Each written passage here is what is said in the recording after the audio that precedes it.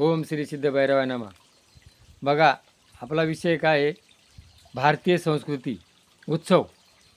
आपल्या भारतामध्ये पूर्वी माणसाचे मन रमण्याकरता, आता जे मन रमण्याकरता, माणसं एकत्र येण्याकरता आणि समाधानी राहण्याकरता आता टी व्ही, टेप, रेकॉर्ड हे निघाले, मोबाईल. पण त्यावेळेला ते नव्हतं. आणि मग या उत्सवाच्या निमित्तानं लोक काय करायचे? एकत्र यायचे. आणि याच्यामध्ये, या उत्सवामध्ये अध्यात्म आणि विज्ञान, जो जो ऋतू येईल त्या ऋतूमध्ये वेगवेगळे उत्सव दिलेले आहेत. माणसाच्या शरीराला खाण्याकरता पोषक वातावरण कसं तयार होईल याच्याकरता त्या उत्सवाची मर्यादा आहे. आता पहिला उत्सव कोणता येतो? पहिला उत्सव वड सावित्री पौर्णिमा. त्यावेळेला बाया काय करतात? वडाची पूजा करतात. म्हणजे वृक्षरोपण करा. वड हे काय आहे? आरोग्याला चांगलं. वड, पिंपळ, उंबर, तुळस, गुळवेल या वनस्पती, याच्यात प्राणवायू आहे. प्राणवायू घेतं. आणि वडाची पूजा करा, वडाची लागवड करा. नंतर काय येतं?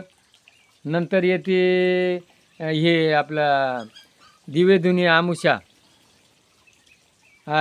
म्हणजे दिवा पूजा करा, दीप प्रज्वलित करा, आत्मज्ञान तयार करा. नंतर काय येते? एकादशी, आषाढी एकादशी. आषाढी एकादशी म्हणजे एकादशी, त्या दिवशी भगवंताचं नाव मी घेईल आणि नाव घेत घेत लोकांना सांगत पंढरपूरला जाईल. पंढरपूरला गेल्यानंतर पुंडली काय करतोय? आईवडिलाची सेवा करतोय. मी घरी आले होते, सेवा करील. नागपंचमी, लोक सापाला बी येतात. नाग हा शेतकऱ्याचा मित्र आहे. आणि मग तो काय कुत्र्यावानी धावत नाही, तर त्याच्या नाटी लागल्यावर तो त्रास देतो. म्हणून सापाची पूजा केली जाते. काय? नागपंचमी. त्याच्यानंतर काय येतो? पोळा. पोळ्यामध्ये काय आहे? बैल हा शेतकऱ्याचा मित्र आहे. तो आहे म्हणून शेतकरी शेती करतो. म्हणजे बैल हा शेतकऱ्याची, आज बैल कसाब्याला विकली, गाय कसाब्याला विकली, म्हणून हा प्रदूषण काळ सुरू झालेला आहे. शेतकऱ्याला कोणीच वाली नाही. हे पाप शेतकऱ्याचं. त्यांनी गाय कसाब्याला विकली. शेतकऱ्याचं दैवत कोणतं आहे? गाय, माय आणि शेती, हे 3 दैवत आहे. हे तिन्हीला तो विसरला, म्हणून दुःखी झाला. पोळ्यानंतर काय येतं? पोळा झाल्यानंतर गोकुळाष्टमी. कृष्ण भगवान यांनी गीता लिहिली आणि सर्व असा कृष्ण वंदे जगद्गुरू. गोकुळाष्टमी येते. गोकुळाष्टमीचा उत्सव.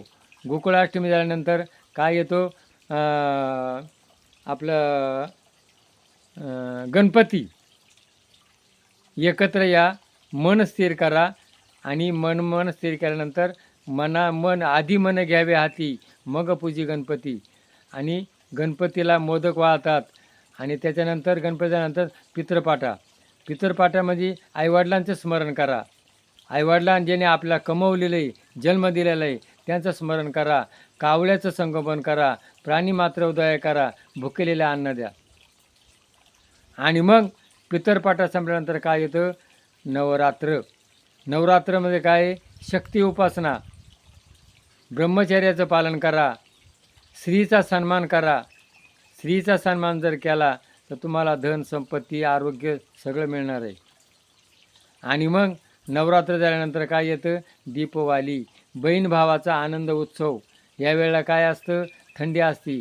त्यावेळेला गोडधोड खा, एकत्र या.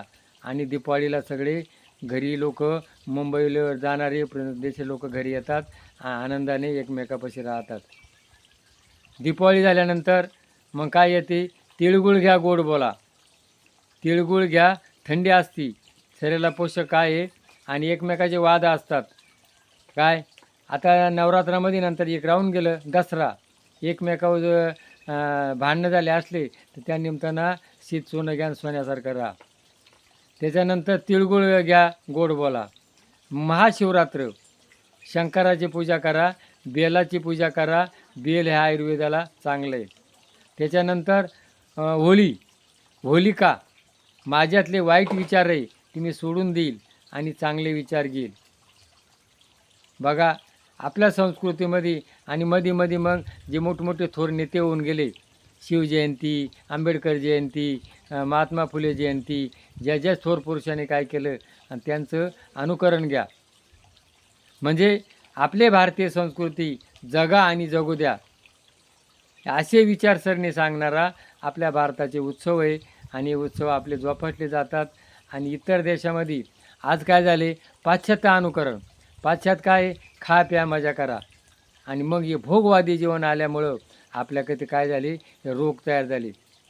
हे जे रोग तयार झाले ना, आणि मग डॉक्टर भरती गेले तर या रोगांमुळं, या वागणुकीमुळं रोग तयार झाले. म्हणून आरोग्य संपादन करण्याकरता हे उत्सव आहे. उत्सवाचा अर्थ अध्यात्म आहे आणि आरोग्य आहे. आरोग्य जपा, शक्ती उपासना करा, हीच आपल्या या नवरात्रीची प्रार्थना आहे. श्री सन्मान आणि शक्ती उपासना. जय दुर्गा माते की जय.